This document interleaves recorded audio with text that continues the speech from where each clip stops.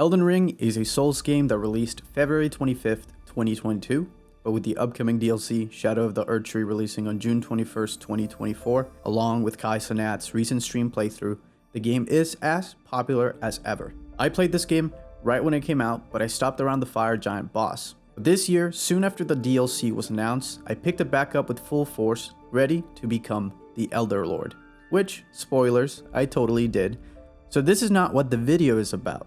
Rather, it's a look back at what made this game so good and why it's more popular than ever. First, we have to take a look back at the Souls game's history. The first of the series, Demon's Souls, released only for Japan on February 2009, becoming a cult classic almost immediately. Word of mouth spread and people began importing the Asia release to the US as it was already in English, resulting in a highly anticipated North America release in October of the same year as a PS3 exclusive. However, due to its exclusivity to the PlayStation 3, a console that was very expensive, many people probably skipped out on it. Then, boom, Dark Souls comes into the scene in 2011, a spiritual successor to Demon's Souls, with some slight changes to make the game a bit less difficult. Overall, it followed the same linear formula, focusing on the combat and adding memorable bosses all with their own movesets that forced the player to buckle up and learn the fight in order to win. However, this game was also notoriously glitchy, making it even more difficult and entertaining. My personal introductions to Dark Souls was PewDiePie's playthrough back in 2013. Man, talk about a throwback. Turns out it is really entertaining to watch somebody play such a difficult game, fail miserably, rage quit, nearly give up their sanity, but in return, the payout of seeing them succeed was extremely rewarding. Look at Cenat, he's doing the same thing with a new generation of gamers out there. I'm not attributing this game's success to one YouTuber or one streamer. This is more to say that the Souls community really began to grow, and today, there is dozens of YouTube channels out there that all share their own experience with not only Dark Souls, but the SoulsBorne series, making them a cultural phenom that everybody has to play at least once. Fast forward 10 years after Dark Souls release, Elden Ring comes out, and I mean absolutely everybody was playing this game.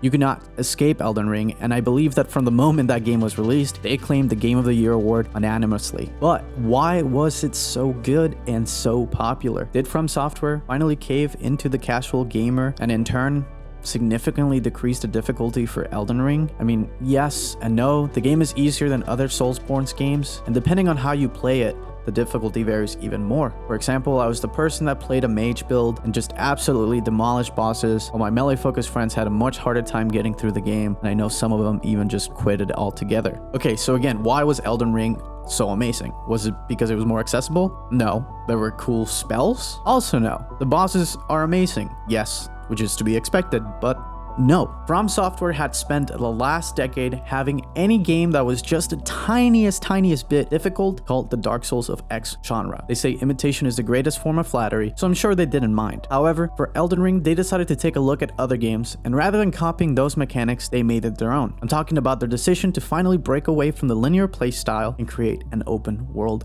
game. One where the player could go anywhere and explore whatever they wanted. Obviously, the best to do it prior to Elden Ring was Breath of the Wild, and I know this might be my second time bringing it up in a video. You cannot tell me that there wasn't at least one person or game review that told you that Elden Ring is like Breath of the Wild. That comparison was made hundreds upon hundreds of times, and I'm just adding mine to the pile. And like I said, imitation is the greatest form of flattery. Game respects game, and in this case, it's literal. Also, Soulsborne players had been asking for an open world game for quite a while, so maybe if Elden Ring was in the works and it had released before Breath of the Wild, then everybody would have called Breath of the Wild the Elden Ring of Zelda. Regardless, just because Elden Ring was an open world game, it didn't instantly make it good. It was the fact that the world was actually filled with interesting quests. I mean, you would meet an NPC that would ask you to deliver something to an NPC you might not even know yet, and hopefully you find it on your playthrough or just miss it completely and never explore that quest line. Like Breath of the Wild, the world of Elden Ring felt alive. It captured your imagination, fully immersing you in it, and rarely do I feel that I find a game nowadays where I can just get lost in it. But unlike so many open world games out there trying to lure you in with a million side quests and a mediocre story, Elden Ring's story and quest are ones that if you played the game solely for them, you would still have a blast and be rewarded for it. Also, let's be completely honest. If you really want to learn the lore of any of the Soulsborne's games, you probably probably will go watch a 10-hour video essay breaking down the lore from a random piece of equipment you found on accident and had no idea was so pivotal to the actual story of the game, because that's just what the Elden Ring, Dark Souls, and Bloodborne experience is like. I'm making the point that what made Elden Ring so good was the fact that it's open world, but that's only if you take it at face value. But what I want to actually say is Elden Ring was built by a developer that cares about its product. From Software doesn't settle with fetch quests, and by simply packing NPCs in the game that don't provide anything of substance. I'm sure it could have been really easy for them to just make another linear Souls game, as they have found success doing that. They weren't afraid to continue to innovate while also respecting the fan base. You and I, the ones who spend our money and propel the culture forward. Today, we are waiting with anticipation the Shadow of Erdtree DLC, because From Software has built a reputation to deliver to the fans. This DLC looks to be a whole nother game altogether, one that looks to be innovating and expanding upon the base game, not just simply throwing in a couple extra bosses, 1 or 2 new pieces of gear, and saying, yeah, let's charge $40 for this bad boy and make our investors happy. In the current time, where companies like Xbox are shutting down studios that are actively driving innovation to focus on games that will make them money, not out of the fact that they're good, but because they've built a reputation for being bestsellers, such as Call of Duty, From Software and its current president, as well as the creator of the Souls game, Hidetaka Miyazaki's existence is one that offers a glimmer of hope that says, no, we don't have to make a casual game that sells fast. If a game is truly good, regardless of setting, difficulty, and such, people will play it and create their own experiences. Thank you to the From Software developers, and thank you for watching this video. If you enjoyed this video, watch another one and consider leaving a like and subscribing. I'll be working on more videos analyzing different games I've played, so